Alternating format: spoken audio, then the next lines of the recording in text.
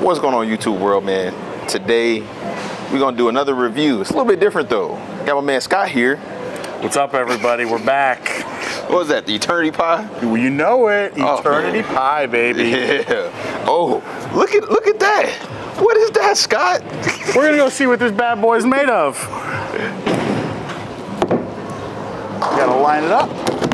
Oh, 10 back. I like it. Does this actually get 10 back? Oh. I tried. Hey, we'll have some fun today, but let's check out what we got out here. So, Eternity Pie, we might do a tour dynamics as well. Either this video or next video. But let's get into it.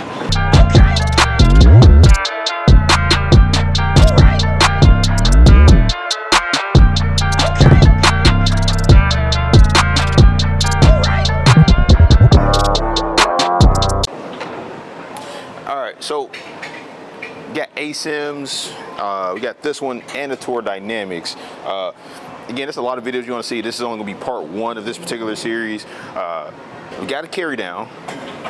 And so how to combat carry down? Most people, oh, the lanes are burnt up, no fronts, go to a cleaner ball. Sometimes that's not exactly what you need to do, especially when there's more oil down the lane. I'll let Scott get into some more of those specifics, but I'm gonna be throwing, again, my Eternity. Mine's is pin up. He has some different layouts, but again, I'm gonna let Scott talk about that. So I'm gonna throw a couple shots here with this one and jump into tour dynamics a little bit. All ASIM, both of them ASIM solids, but let's see how they look. Are they the same? Are they different? How much different? So again, starting on 20, see what we get. Oh, carry down. A little quick. Gotta be a little more conscientious when throwing that ball right now. All right. So I'm gonna move right. They're closer to 15 now.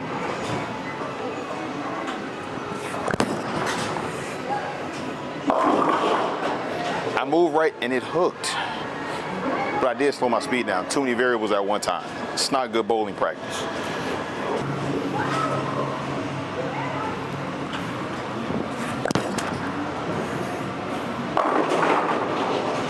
Boom. So, matched up, got the speed correct. Right ball from this particular location, I like it. So, we're gonna go ahead and get some of Scott's thoughts. So, like we said, we got the Eternity Pie out here. I've loved it ever since I put 3 holes in it last week. One of the things I wanted to touch on one of his shots was how important speed control is when it does come to carry down.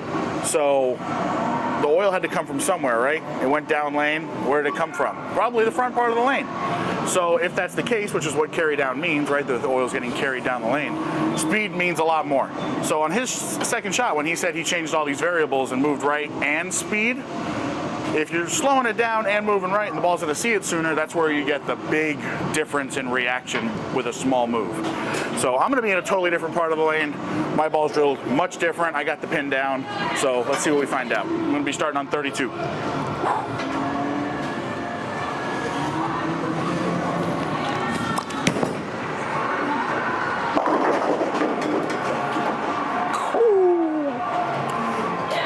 All right, so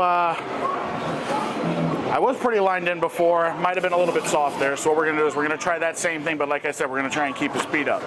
So the ball doesn't read as early, it's going to help blend out the back of the lane. Let's try that one again.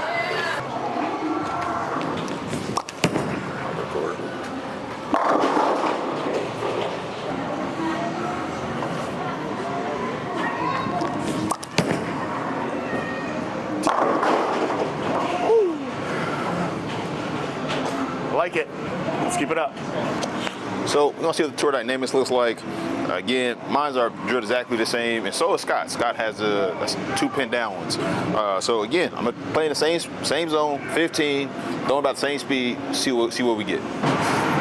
But yeah, so stand on 15. Again, I'm gonna try to replicate that exact same shot. Oh, way outside. Now I feel like that one definitely ignored the front a lot more than that one did because it just had so much more like at the pins. So let's throw another shot. Let's see if I can replicate that one. Like, I'm not throwing on messengers like Scott and stuff, but you know, I like that shot. That shot was pretty good.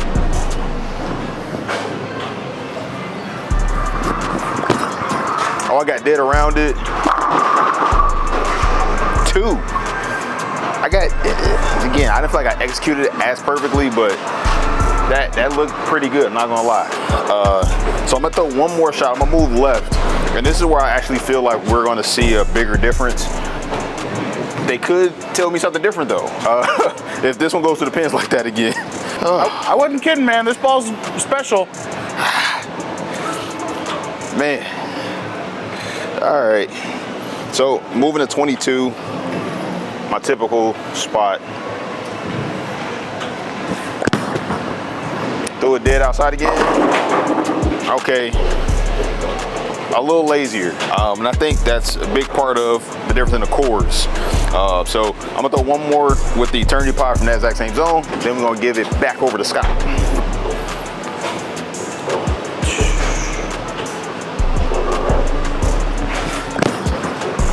Back outside. Huh? That one labored more. Bigger core. Saw the front, didn't have the same amount of energy down lane?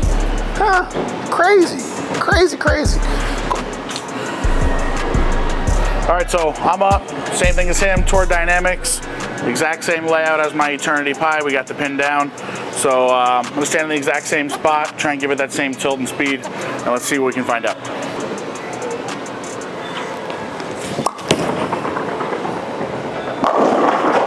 Oh, goodness gracious. As you were saying.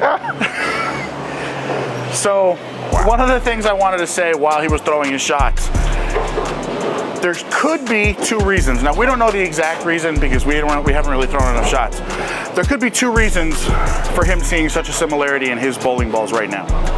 The first one is that there could be so little oil in the front and so much oil in the back that the Eternity is using so much of that energy early on that it's looking like it's kind of blending the back like the Tour Dynamics does, when in reality, it's just kind of burning up, which is why you saw him leave that weak 7, 5-pin kind of didn't get over there.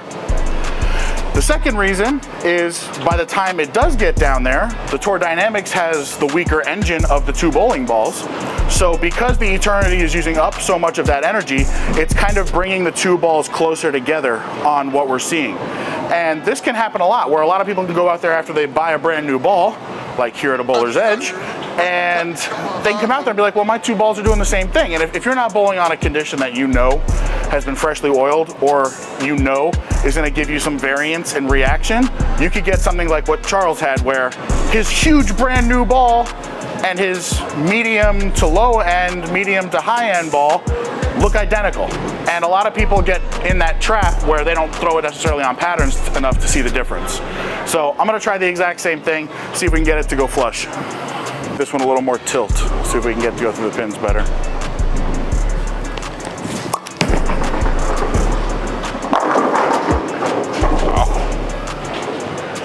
I see why you like that ball, man.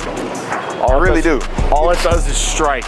So like I set up on the approach, I tried to give that one a little bit more tilt to get it a little bit more rounded. So the Messenger, as much as we'd love to have them happen every time, they are still flat 10s. We just happen to set the head pin off of a wall. That one, we had a little bit more kick off the 6, so that angle that I gave it really helped it kind of store up a little bit more energy down lane. Now, I have another one. I'm gonna try and throw my pin up one just so you guys can kind of see the difference here. This one, because it's pin up, will have a little bit more flare potential, and it is gonna have a little bit more kick down lane, as long as I throw it right. Let's go ahead and see if we can see the difference. We're not worried about you throwing it well. You know you're gonna do that. This guy's a machine. My eyes will be closed for this one. This is our local throwbot.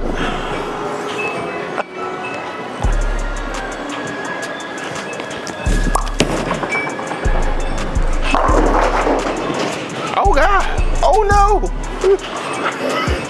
Yikes. Might have missed a little right on that, but still no excuse.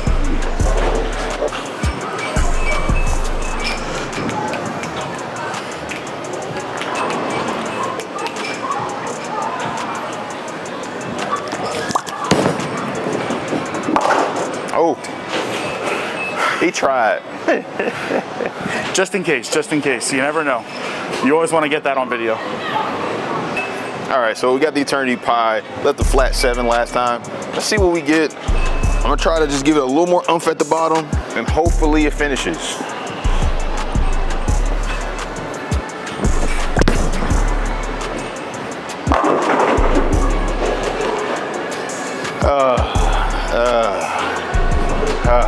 A little too fast, but it happens. You're not the first person to look at a ball of mine and be like, what in the world? Yeah, what is that? Like, this is, huh? You got grips in there? Yeah. Said it feels so right. All right, I left flat 10, the last one. I'm gonna move a pinch right. Oh, inside though. So because of some of this carry down and what we're seeing, tugged in the middle, it sat there. And I was like, beautiful. Because I did move a little bit right, but I tugged it left. And I'm like, huh, that might go high, high face, through the face, crossover or something. Didn't. It really blended it out. It actually carried the 10. High flush. High flush.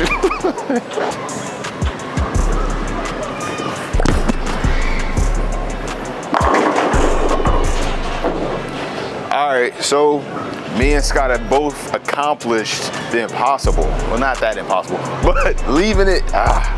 So I don't know if this is, I'll probably put a little more surface on this ball, honestly, to help, because it's some puddle out there, some mess down lane where it's not supposed to be. So that's how I combat, that carry down, and what Scott has been talking about a lot throughout this particular part of the video. Like, it's tough. It's not forgiving. From what you've seen, we've been in a pocket, but how the ball is getting there is probably the most important thing right now. How is it getting there? Where is it burning up energy? And making the proper adjustment after we make leaves like this. So I'm gonna throw one more shot with this one, get the speed down. Every time I get fast, I leave corners. So live and you learn. You sent messengers, they just missed. All of them missed. Ain't no mail today. No mail. All right. Try to get speed down a little bit.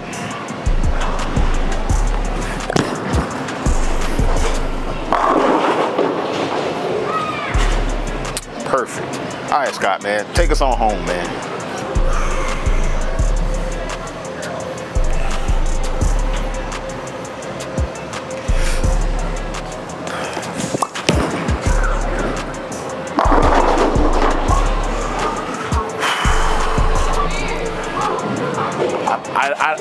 There's not much else to say. I love that ball since I've drilled it. I wanted to throw it last night, but we had a little issue, a little mishap at our league, so we didn't have too much oil out there. But let's go ahead and try that again.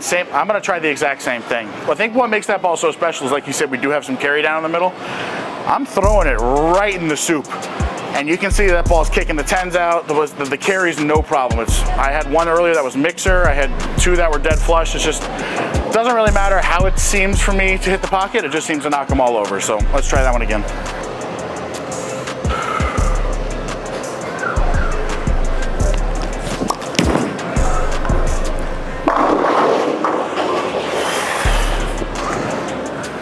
Yikes! Okay. So Charles was asking about my fit. It's an evolution of things that have happened throughout the years. So when I was younger, and I first started bowling, I used to squeeze the ball a lot. And I had a fingertip grip, and when we all first start, when we don't know any better, we really try to grip it and rip it, as they say. So my first way of combating that was the man who was my apprentice was using a semi-fingertip grip at the time. So he put his fingers in a little bit deeper so the tips of his fingers couldn't really lift it, and he just kind of let the ball roll off his hand a little bit. So obviously one of my issues was playing straighter on the lane. Those issues were cured, but one of the issues that I ran into was the joints in my fingers started getting a little stiff, because semi-fingertip isn't all the way down to conventional and it's not fingertip. So what I ended up having to do was kind of go a little bit tighter, and I use grips, and I'm fully conventional. So what that does is it gives me a little bit of a softer cushion in the middle of my finger, and it allows me to kind of be semi-conventional, even though I do go all the way down, just because of the softness of the grip, allowing a little bit of pliability to get my finger all the way down. And me being conventional and not fully fingertip allows me to kind of generate more rotation off my hand and less flick and grab with the tips of my fingers and my thumb. My thumb is really, really large from the amount of squeezing and the calluses that I built up when I was younger. So having this new grip, my thumb's been the same size now for about 15 to 20 years. So that issue's gone away. My thumb was huge when I was younger. I'm not kidding. It's still really, really big. It's one of the reasons I can't use switch grips. But that's why when he looked, he put his hand, he goes, geez, why are you so big? Because if they weren't, I'd hit the piss out of it and the ball would just always jackknife. So this kind of allows me to be just a little bit more smooth and a little more up the back. Those were two with the Eternity. That last one was sweet. So let's go back to the Tour Dynamics now. Please don't 710. Let's go see what happens.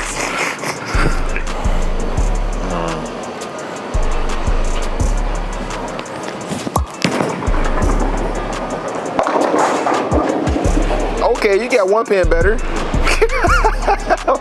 I got the 7 out.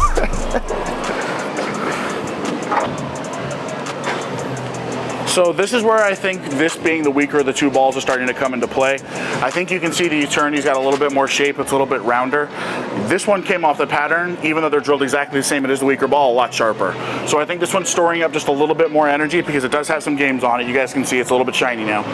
And so it's kind of clearing the heads a little bit and storing a little bit more energy. Let's go ahead and try that again, see if I can kind of get this one to kind of shape a little bit better and not go as so hard off the back of the pattern. Stay behind it.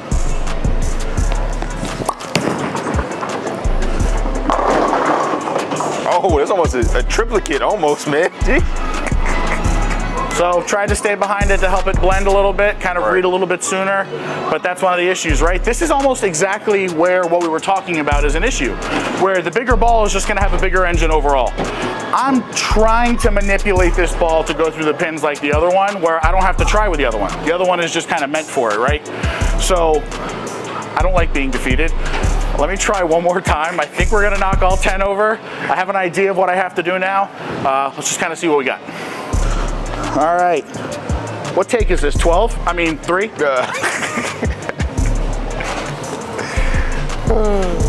right. Let's get this one through the pins.